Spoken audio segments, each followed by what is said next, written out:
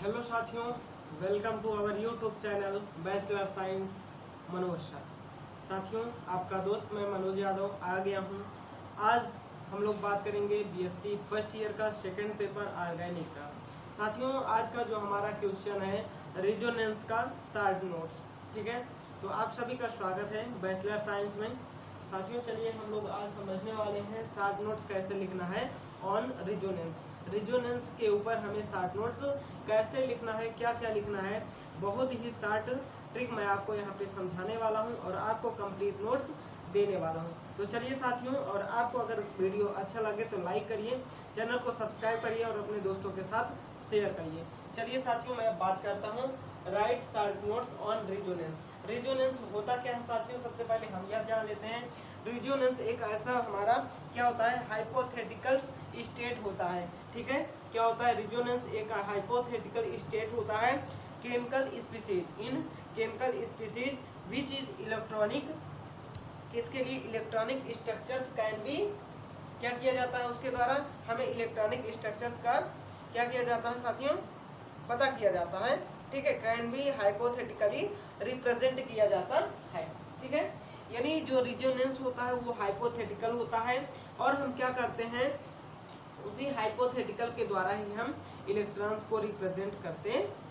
ठीक है, यही सब हमारा क्या कहलाता है, रेजोनेंस कहलाता है। ठीक, तो चलिए हम लोग देखते हैं साथियों रेजोनेंस की डिफिनेशन क्या होती है, उसको समझने की कोशिश करते हैं और आपको बहुत ही आसानी से समझाएंगे। ठीक है, तो आइए देखते हैं रेजोनेंस का शॉर्ट नोट्स क्या होता है। रेजोनेंस इज अ हाइपोथेटिकल, देखिए ध्यान से, रेजोनेंस इज अ हाइपोथेटिकल, क्या होता है, हाइपोथेटिकल क्या होते हैं साथियों, state of chemical species. Hypothetical पहली बात तो स्टेट होता है, क्या होता है, स्टेट ऑफ केमिकल स्पीशीज। ठीक है, केमिकल SPECIES स्पीशीज इन, किसके लिए साथियों, in which it's, in which, in which it's electron, ठीक है, electron structure can be, electron structure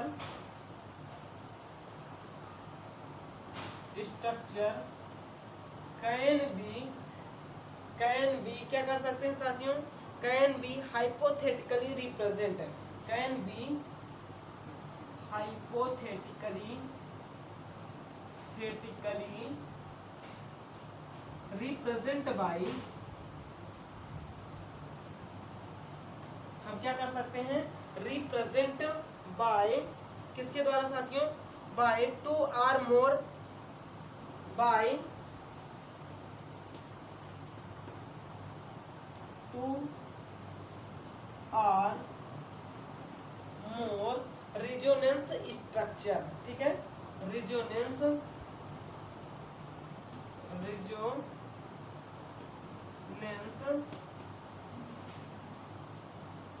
structure.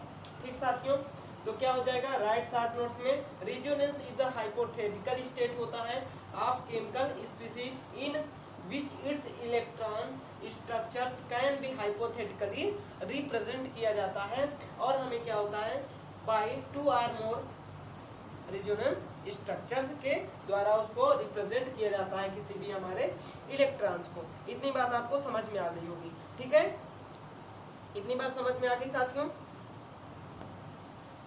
अब यहाँ पे हम लोग बात करने वाले हैं each differing.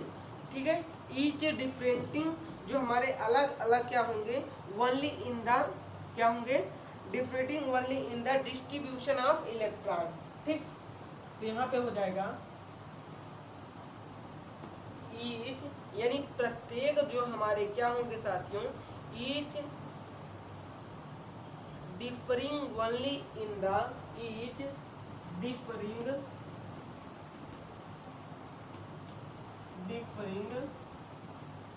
only in the, ठीक है, प्रत्येक में क्या होगा साथियों, distribution of electron, in the distribution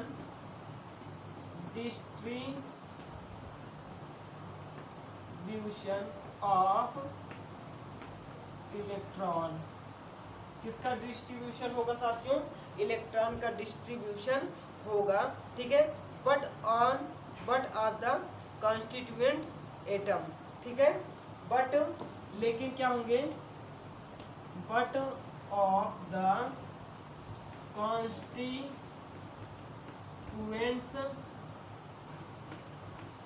atom, ठीक है। तो ये थी साथियों रेजोनेंस की डेफिनेशन। रेजोनेंस के बारे में हमने बात कर लिया। रेजोनेंस हाइपोथेटिकल होता है, इसके द्वारा हमें इलेक्ट्रॉन के स्ट्रक्चर के बारे में भी पता चलता है। आइए अब हम लोग देखते हैं रेजोनेंस के दो मुख्य पॉइंट्स हैं, इंपॉर्टेंट पॉइंट्स हैं, उन पॉइंट को जान लेते हैं, उनके बाद हम उसके एग्जांपल्स को समझते हैं। ठीक साथियों, चलिए देखते हैं ध्यान से इसके स्ट्रक्चर्स को। ठीक, तो आप सभी को यह क्लियर समझ में आ गया होगा। चलिए साथियों, हम लोग इस दोनों पॉइंट को डिस्कस करेंगे बहुत ही अच्छे से और बहुत ही आसान तरीके से। ठीक, तो इसको समझने के लिए आपको ये मैंने स्ट्रक्चर से भी बता दी है रेजोनेंस का, कैसे कैसे वो हमारा क्या हो रहा है, ये जो हमारा बॉन्ड है वो क्या हो रहा है, शिफ्ट हो रहा है, उसमें रेजोनेंस आ रहा है। तो चलिए देखते हैं। Various structures draw of the molecules, किसी भी स्ट्रक्चर, किसी भी मॉलिक्यूल्स का या आयंस का जो अलग हमारा स्ट्रक्चर्स बनता है, ठीक है, उस प्रकार के स्ट्रक्चर्स को हम क्या कहते हैं, कैनोनिकल स्ट्रक्चर्स। ठीक है, अलग प्रकार के भिन्न भिन्न प्रकार के जो हमारे मॉलिक्यूल्स के अंदर जो हमारे स्ट्रक्चर्स बनते हैं, ठीक है, या आयंस में जो स्ट्रक्चर्स बनते हैं उन्हें कहते हैं कैनोनिकल स्ट्रक्चर्स। क्या कहते हैं, कैनोनिकल स्ट्रक्चर्स। ठीक है, तो देखिए various structures draw for molecular ions are known as the canonical structures। इसी कैनोनिकल स्ट्रक्चर्स के बारे में हम लोग यहाँ पे डिस्कस करने वाले हैं। रेजोनेंस स्ट्रक्चर्स इज हाउएवर, कहीं भी हो सकता है, रिप्रेजेंट कहीं भी लिखा जा सकता है बाय पुटिंग डबल हेडेड, ठीक है, जैसे आपको ये डबल हेडेड दिख रहा है एरो। ठीक, ये आपको डबल हेडेड, इसके ये जो हेड है इस तरह से आपको रेजोनेंस क्या किया जाता है, दिखाया जाता है in between the canonical structure. A structures के बीच में जो आपका हेडेड एरो है, इसी को क्या कहते हैं, इसी को कहते हैं साथियों रेजोनेंस। क्या कहते हैं, इसी को कहते हैं रेजोनेंस। और इसको किसके द्वारा दिखाया जाता है, ये डबल हेडेड एरो के द्वारा। ठीक, किनके बीच में, कैनोनिकल स्ट्रक्चर्स के बीच में जो एरो लगी होती है उसी को हम कहते हैं, क्या कहते हैं, रेजोनेंस कहते हैं। ठीक साथियों, बहुत ही सिंपल तरीके से आपको समझ में आ गया होगा। देखिए ये बॉन्ड है, ये शिफ्ट हो गया, ये यहाँ से यहाँ उठ के चला गया, ठीक, और ये वाला यहाँ चला आया और ये वाला यहाँ चला आया।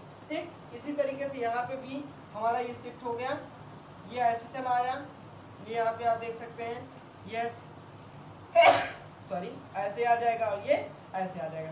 फिर इसको हमने शिफ्ट कर दिया है, तो ये ऐसे ऐसे शिफ्ट होकर के आपको कितने बना लिए हैं, 3 रेजोनेटिंग स्ट्रक्चर्स बेंजीन के बन गए हैं। ठीक है साथियों, तो आपको आई होप समझ में आ गया होगा। ये हमारे स्ट्रक्चर्स थे रेजोनेंस के। रेजोनेंस के बारे में शॉर्ट नोट्स था। आइए हम इसके कुछ पॉइंट्स और डिस्कस करते हैं, फिर इसके बाद रेजोनेंस हमारा फिनिश होता है।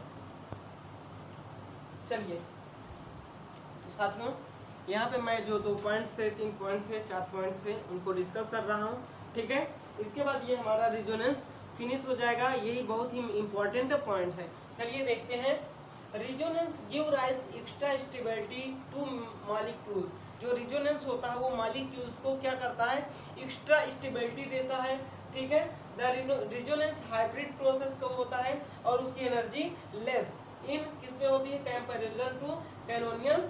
ठीक है, जो हमारा कैनोनियल जो स्ट्रक्चर्स बनता है उसके कंपेयर में जो रेजोनेंस के स्ट्रक्चर्स होता है उसकी एनर्जी लेस होती है and thus gain extra stability. और उससे हमें क्या होता है, इसके फॉर्म से हमें क्या होता है, एक्स्ट्रा स्टेबिलिटी मिलती है। ये रेजोनेंस बता रहा है।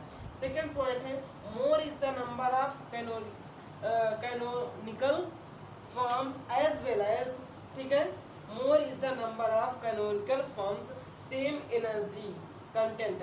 जो दोनों को कैनोनिकल फॉर्म है और रेजोनेंस का है वो क्या होगा, एज वेल एज क्या होगा, एनर्जी सेम होगी। ठीक है, क्या होगी, एनर्जी सेम होगी। Is the resonance energy and, ठीक है, इसकी एनर्जी कैनोनिकल की और रेजोनेंस की एनर्जी सेम होगी। 10 मोर स्टेबल्स ऑफ मॉलिक्यूल्स, और इस प्रकार से वह मॉलिक्यूल्स क्या होगा, मोर स्टेबल होगा। तो प्यारे साथियों, आई होप आपको ये दोनों पॉइंट समझ में आ गए होंगे। ठीक है, एक बार फिर से देख लीजिए। Resonance give rise extra stability to molecules, resonance होता है वो देता है एक्स्ट्रा मॉलिक्यूल्स को स्टेबिलिटी। रेजोनेंस हाइब्रिड प्रोसेस में less energy in comparison to canonical form and thus gain extra stability. जब इसे कंपेयर करता है तो उसकी एनर्जी कम हो जाती है, तो वो क्या हो जाता है, एक्स्ट्रा स्टेबिलिटी हो जाती है। ठीक, उसके बाद more is the number of canonical form as well as more is the number of canonical form same energy content is resonance energy and thus more stables of molecule. इस प्रकार से जो हमारे रेजोनेंस की एनर्जी होती है उससे यह पता चलता है कि जो हमारा मॉलिक्यूल्स है वो कैसा है, मोर स्टेबल है। ठीक है साथियों, आप इसको नोट कर लीजिए, मैं आगे बढ़ता हूँ। तो चलिए दोस्तों, अब हम लोग यहाँ पे समझते हैं इसके लास्ट पॉइंट को। लास्ट पॉइंट क्या है, कैसे हैं, इनके बारे में समझते हैं। तो चलिए देखते हैं हम लोग। Also more is the number of covalent bond, वहाँ पे हमने रेजोनेंस में आपको दिखाया कि जो कोवैलेंट बॉन्ड है वो भी क्या है, अधिक है। इन द कैनोनिकल फॉर्म से is the more is it's stability, जिससे जितने बॉन्ड कोवैलेंट बॉन्ड अधिक होंगे वह मॉलिक्यूल्स उतना ही अधिक स्टेबल होगा। ठीक, this resonance phenomena are more important. जो हमारा रेजोनेंस का फिनोमिना है इससे हमें यह पता चलता है कि हमारा जो मॉलिक्यूल्स है या जो आयन है वो कितना स्टेबल है। ठीक है, in conjugated systems then those in the isolated systems. ठीक है, यह फिनोमिना बहुत ही इंपॉर्टेंट है कॉन्जुगेटेड सिस्टम के लिए और आइसोलेटेड सिस्टम के लिए। ठीक है, due to delocalisation of electron, due to, ठीक है, delocalisation of electron which give, हमें क्या देते हैं, स्टेबिलिटी ऑफ, स्टेबिलिटी देते हैं टू द कॉन्जुगेटेड मॉलिक्यूल्स। इससे हमें यह पता चलता है कि जो हमारा मॉलिक्यूल्स है वह कितना स्टेबल है, कितना अनस्टेबल है। अगर वह रिजोनेटिंग, उसका रिजोनेटिंग स्ट्रक्चर 3 से अधिक बनता है तो वह अधिक स्टेबल है। तो आई होप दोस्तों आपको ये वीडियो समझ में आ गया होगा, ये रिजोनेंस टॉपिक आपको क्लियर हो गया होगा। ठीक है, अगर ये टॉपिक क्लियर हो गया है तो आप इसका स्क्रीनशॉट लेकर के नोट्स अच्छे से बनाते रहिए, और हम आपको हर एक इसी तरह के क्वेश्चंस का आंसर लाते रहेंगे आपके साथ। और आप सभी लोग जुड़े रहिए बैचलर साइंस मनोज सर से। थैंक यू दोस्तों, चलिए हम लोग चलते हैं, आप वीडियो को एंड करते हैं और मिलते हैं अगले क्वेश्चन के साथ। थैंक यू, जय हिंद, जय भारत।